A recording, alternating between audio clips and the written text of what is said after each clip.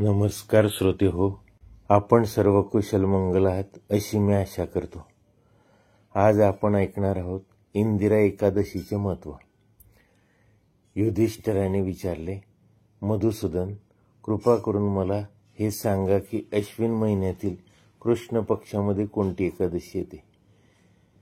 राजन, अश्विन कृष्ण पक्षात इंदिरा नावाची एकादशी येते. या व्रताच्या प्रभावाने मोठे मोठे पाप नष्ट होतात. नित्य नीच योनीत पडलेल्या पितरांनाही ही एकादशी सद्गती देते. राजा इंद्रसेनची कथा. श्रीकृष्ण म्हणाले, राजन, प्राचीन काळी सत्ययुगात इंद्रसेन नावाचा एक विख्यात राजकुमार होता. तो महिष्मती नगरीचा राजा झाला आणि धर्मपूर्वक प्रजापालन करीत होता. त्याची कीर्ती सर्वत्र पसरली होती. तो परम भाग्यवान होता. भगवान विष्णूचा परम भक्त होता. तो सदैव गोविंदाच्या मोक्षदायक नामाचा जप करीत असे आणि शास्त्रविहित कर्मामध्ये गुंतलेला असे. एके दिवशी तो आपल्या राजसभेत सुखपूर्वक बसला असता तेवढ्यात देवऋषी नारद आकाशमार्गे उतरून तेथे आले. त्यांना पाहून राजा हात जोडून उभा राहिला आणि विधीपूर्वक पूजन करून आसन अर्पण केले. पूजनानंतर राजा म्हणाला, मुनिश्रेष्ठ, आपल्या कृपेने माझे सर्व कुळ पावन झाले आहे. आज आपल्या दर्शनाने माझे सर्व यज्ञ व कर्म सफल झाले आहे. कृपा करून आपल्या आगमनाचे कारण सांगा. तेव्हा नारद म्हणाले, नृपश्रेष्ठ, ऐक, मी ब्रह्मलोकातून यमलोकात गेलो होतो. तेथे मी यमराजांना आसनावर बसलेले पाहिले. त्यांच्या सभेत मी तुझ्या पित्याला महिष्मती नगरीचे पूर्वीचे राजा पाहिले, पण व्रतभंगामुळे ते तेथे आले होते. ते म्हणाले, बाळा, मला इंदिरा एकादशीचे व्रत करून मिळालेल्या पुण्याने स्वर्गात पाठव. त्या व्रताचे पुण्य मला अर्पण कर.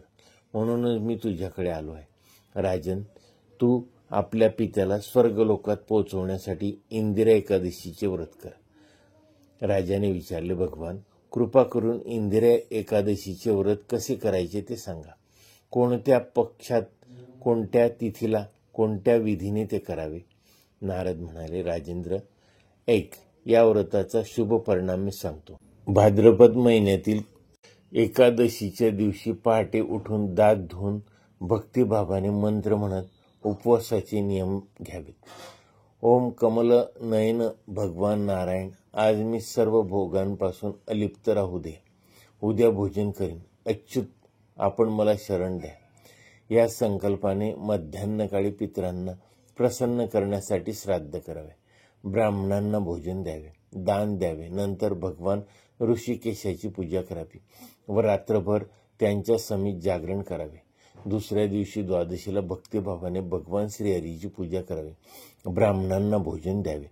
त्यानंतर भाऊबंद, नातलग व पुत्रांसह मौन राहून भोजन करावे.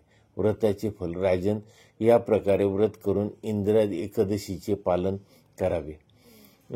या व्रताचे तुझ्या पित्याच्या विष्णूच्या वैकुंठ धामाला पोहोचशील. भगवान श्रीकृष्ण म्हणाले, राजन, राजा इंद्रसेनने नारद मुनींनी सांगितलेल्या विधीनुसार व्रत केले. त्याने रात्री जागरण करून पुण्यकर्म करून व्रताची पूर्तता केली. तेव्हा आकाशातून पुष्पवृष्टी झाली. इंद्रसेनाच्या पिता गदगद होऊन विष्णू धामाला गेला. नंतर राजा इंद्रसेनने आपल्या पुत्रांना राज्य सोपवून स्वतःची स्वर्गलोकात गेला. राजन, ही इंदिरा एकादशीचा महिमा आहे. त्यांचे श्रवण व वाचन केल्याने मनुष्य सर्वांपासून मुक्त होतो. आपण माझी इंदिरा एकादशीची कथा शांतपूर्वक ऐकल्याबद्दल धन्यवाद. माझ्या या कथेला लाईक, शेअर व सबस्क्राईब करायला विसरू नका. धन्यवाद.